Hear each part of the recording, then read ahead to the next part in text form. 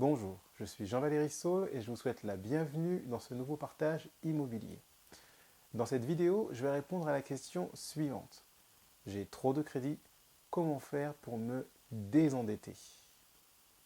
Je vais donc répondre à cette question dans un instant, juste après la citation inspirante.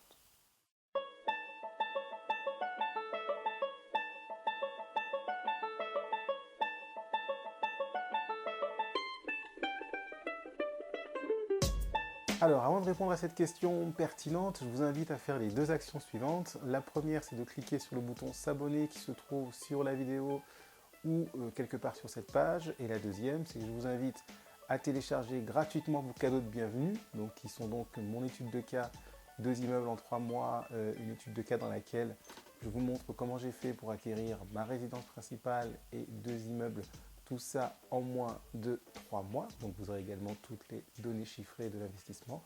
Et vous aurez également en deuxième cadeau de bienvenue mon e-book, les 10 commandements de l'investisseur à succès. Donc, si vous avez trop de crédit et que vous souhaitez investir dans l'immobilier, il faut vous désendetter. Et dans cette vidéo, ce que je vais vous montrer, c'est une méthode en 7 étapes pour pouvoir justement sortir de l'endettement. Alors, avant que je vous décrive cette méthode en 7 étapes, je tiens à vous dire que sortir de l'endettement n'est pas quelque chose de facile, mais à mon avis, je pense que je ne vous apprends rien. Mais que pour pouvoir respecter cette méthode, il va vous falloir de la rigueur, de la force de caractère, du courage, et il va falloir peut-être faire quelques sacrifices. Donc, je tiens à vous prévenir, c'est pas du tout une formule magique que je m'apprête à vous dérouler. C'est pas ça du tout. C'est une méthode claire, précise à suivre étape par étape. Mais ensuite, ce sera à vous de l'appliquer et de la mettre en pratique pour pouvoir sortir de l'endettement.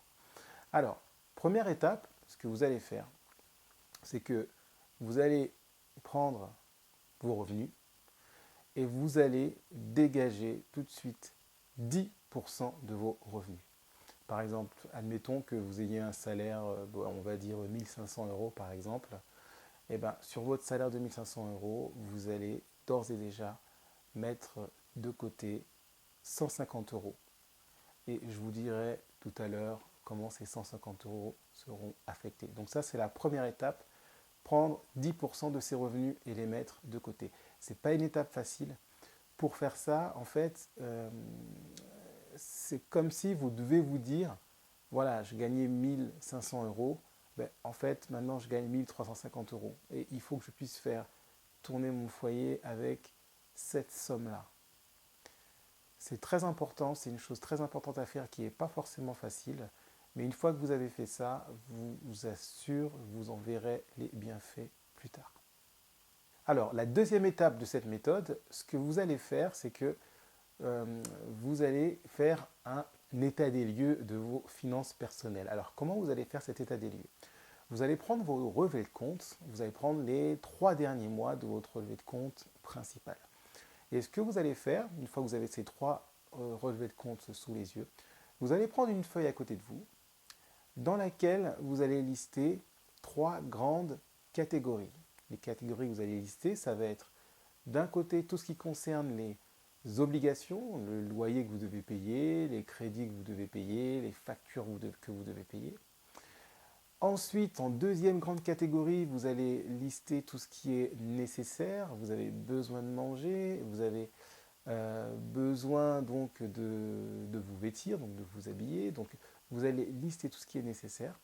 Et en troisième catégorie, vous allez lister tout ce qui concerne les loisirs, par exemple. Et donc, dans ces 3 grandes catégories, vous pouvez faire également des sous-catégories ou des thèmes. Une fois que vous avez fait ça, vous allez prendre vos relevés de compte, vous allez les pointer un par un et chaque dépense, vous allez les affecter à une de ces catégories. Ça va vous permettre de voir très clairement quel est le montant des sommes que vous attribuez à chaque grande catégorie.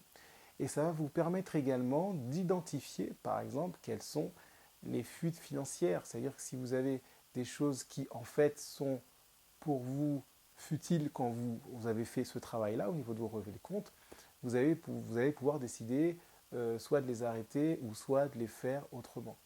Donc ça, c'est vraiment, cette deuxième étape est vraiment très importante parce que ça vous permet vraiment de dégrossir, de faire un état des lieux de vos finances et ça vous permet de voir qu'est-ce qui sort de votre poche et ce qui sort de votre poche, ça va où. Donc, vous faites bien cette étape-là, c'est une étape primordiale. Alors, troisième étape, une fois que vous avez fait le point, une fois que vous avez fait l'état des lieux, la troisième étape consiste à faire le point et prendre les mesures nécessaires. Alors, ce n'est pas une étape évidente parce qu'une fois que vous aurez fait le point, ça veut dire que vous saurez exactement où va votre argent et quel est le montant d'argent qui va dans telle ou telle catégorie. Donc, vous allez identifier vos fuites financières.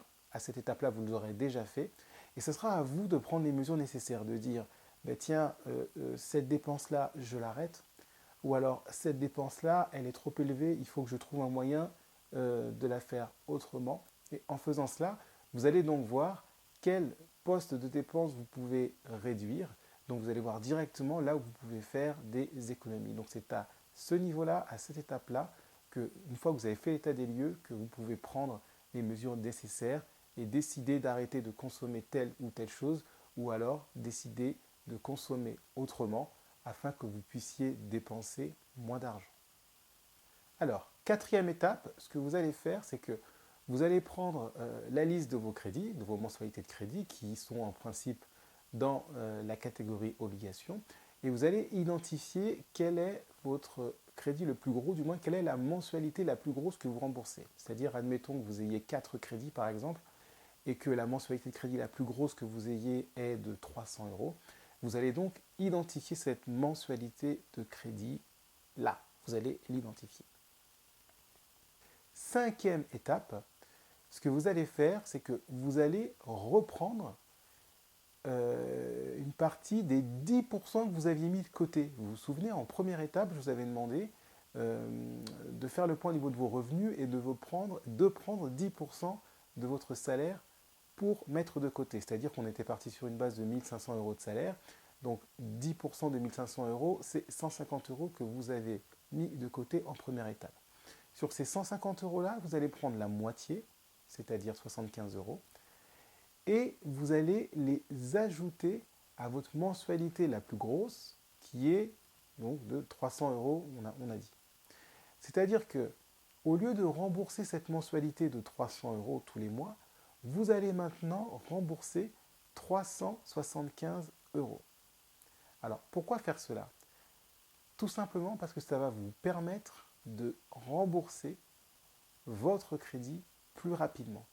Sixième étape, une fois que ce premier crédit est remboursé, vous allez réaffecter cette somme au deuxième crédit le plus important que vous avez. C'est-à-dire que jusque-là, pour rembourser votre crédit le plus gros, vous payez 375 euros pour le remboursement de ce crédit. Une fois que ce crédit est soldé, vous allez prendre ces 375 euros et vous allez les ajouter à la deuxième mensualité la plus grosse que vous avez. De cette façon-là, vous allez pouvoir rembourser ce deuxième crédit beaucoup plus rapidement. Vous faites la même chose avec le troisième crédit, puis avec le quatrième crédit. Et c'est comme ça que vous allez réussir à vous désendetter. Et enfin, septième étape, une fois que vous avez remboursé tous vos crédits, vous réattribuez la somme de 75 euros à votre épargne. Souvenez-vous, la première étape consistait à mettre 10% de votre salaire de côté. On avait dit que ces 10% correspondaient à 150 euros. On a divisé cette somme par deux pour pouvoir rembourser vos crédits plus rapidement.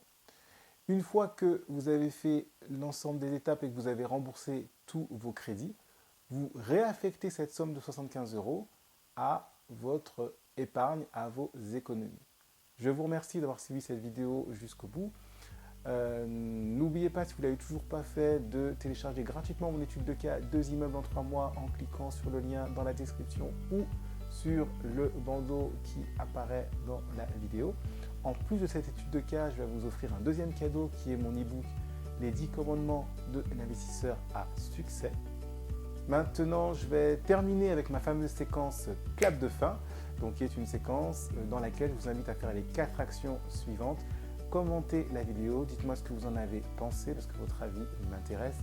Likez la vidéo, c'est-à-dire cliquez sur le pouce j'aime si la vidéo vous a plu, ça permettra à plus de monde d'avoir accès à cette vidéo. Abonnez-vous à la chaîne si vous ne l'avez toujours pas fait, comme ça vous serez tenu au courant, ça me permet de vous tenir au courant donc des prochaines, de toutes mes nouvelles publications. Et enfin, n'hésitez pas à partager la vidéo si vous pensez qu'elle pourra servir à un ami à vous ou un membre de votre famille. Je vous remercie encore d'avoir suivi cette vidéo, je vous dis à très bientôt et n'oubliez pas que vous avez de la valeur et je vous souhaite le meilleur. À bientôt.